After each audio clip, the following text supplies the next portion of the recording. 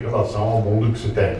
Nós temos hoje uma realidade que, sem dúvida, ela é mais complexa, ela tem um nível mais intrincado de decisões, percepções e, claro, o mundo digital trouxe uma novidade muito grande ao nosso cotidiano, que é a incapacidade de nós termos tempo de adensar as informações. Por exemplo, a utilização hoje de plataformas digitais, ela imprimiu ao nosso cotidiano uma pressa que antes não se tinha. E se vive algo que eu chamo de despamonhalização do mundo. E a despamonhalização do mundo foi substituída pela miogização da vida. Nós deixamos de fazer pamonha. E pode parecer pouco, mas ao deixar de fazer pamonha, nós perdemos algo que foi decisivo no nosso cotidiano, que é a capacidade de ter paciência. Paciência para observar, para anotar, para aprender. Quem aqui é mais idoso como eu se lembra que a finalidade de fazer pamonha não era comer pamonha, era ficar junto. Por exemplo, num sábado como hoje, os homens iam de manhã até a roça buscar milho, traziam, tiravam a palha principal, jogavam o milho ali perto do terreiro, as crianças tiravam o cabelinho que ficava no meio, as mulheres faziam o que era mais complicado, que era ralar aquele milho, costurar o saquinho de palha, etc. E nós íamos comer pamonha a essa hora, 4h30, quase 5 horas da tarde. A finalidade, repito, não era comer pamonha, era ficar junto o dia todo.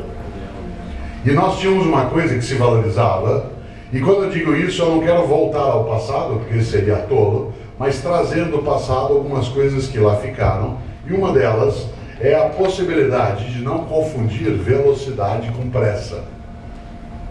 Hoje nós temos um mundo que eu apelidava há pouco de miogizado. É vida miojo. Convivência miojo, casamento miojo, pesquisa miojo, estudo miojo, religião miojo.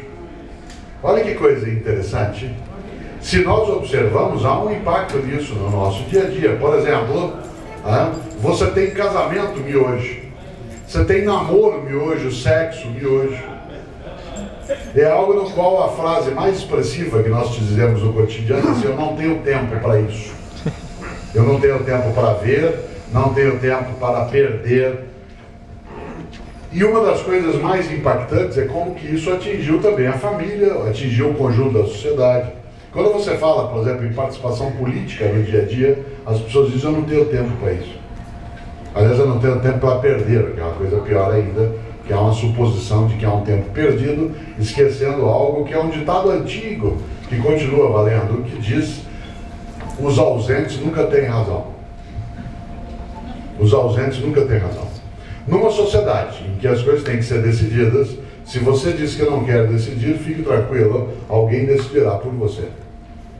E a decisão pode ser contra a tua intenção, contra a tua percepção, contra a tua convicção. Mas a decisão será tomada. Como os ausentes nunca têm razão, isso significa que a miogização também do processo de presença na vida coletiva, ela é muito perigosa. Nós temos a miogização da pesquisa.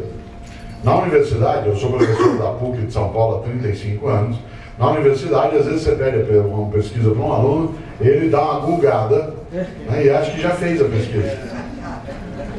Isso é miogização. A internet é um estupendo meio de entrada na pesquisa, não é ponto de chegada. Ela é um ponto de partida que ajuda várias coisas, mas não é ponto de chegada. Você tem a miogização do curso de formação.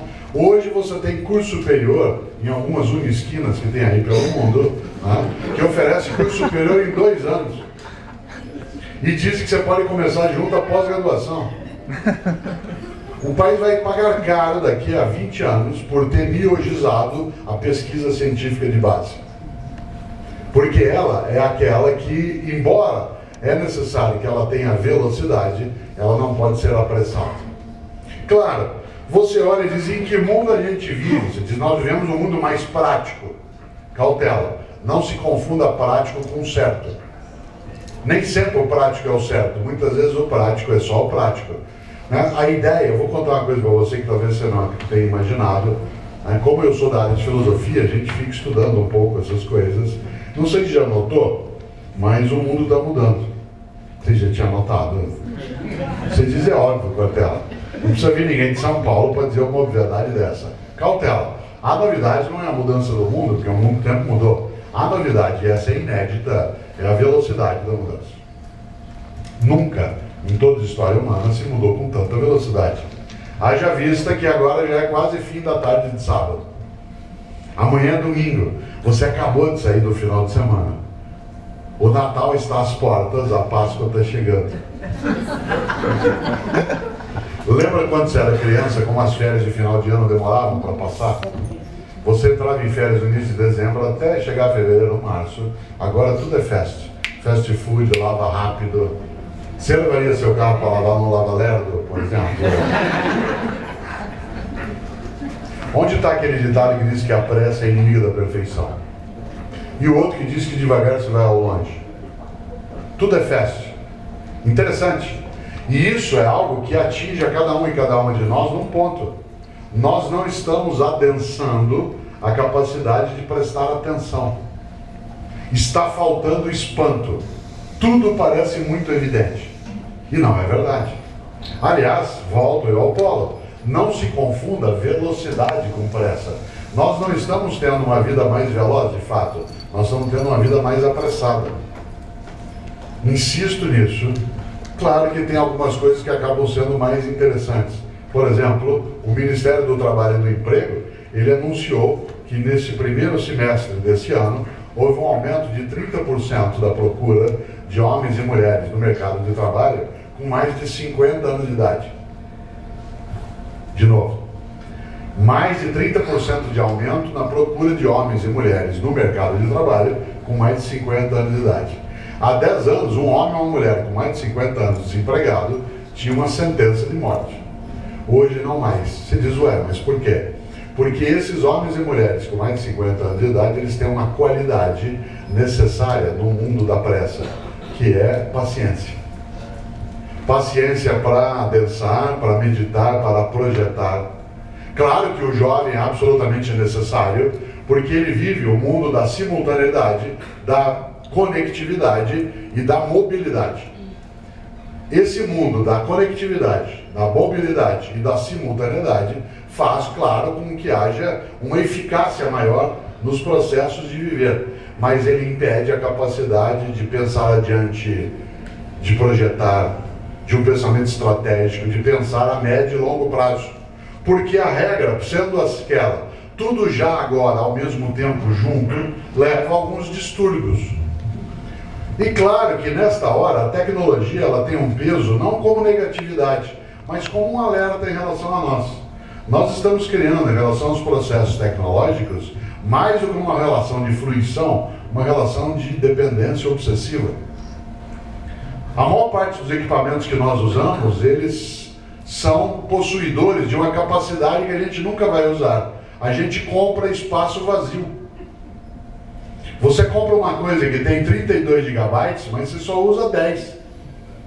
Mas você tem que ter um de 32. Olha que coisa interessante. Curioso. Esse mundo muda e a pressa, ela vem como sinônimo de velocidade. Ela não é, por exemplo, eu quero velocidade na hora de ser atendido por um médico, mas eu não quero pressa na consulta. Eu quero velocidade na hora de sentar para almoçar, mas eu não quero ter de comer apressadamente. E se faz da pressa aquilo que seria a característica principal, o que afeta, por exemplo, o campo das políticas sociais e públicas. Não se tem clareza em relação, por exemplo, ao fato de que para consolidar uma democracia é preciso velocidade, mas não pressa. Que um debate necessita de velocidade, mas não de pressa. Isto é, o mundo em que nós vivemos, ele elegeu a impaciência como sendo uma virtude, e ela não é. Claro, insisto, a tecnologia trouxe algumas coisas nessa área. Vou dar um exemplo. Eu nasci em Londrina, no norte do Paraná. Vivi lá até 13 anos de idade. Eu moro em São Paulo há 45 anos, mas eu vivi em Londrina até 13 anos de idade.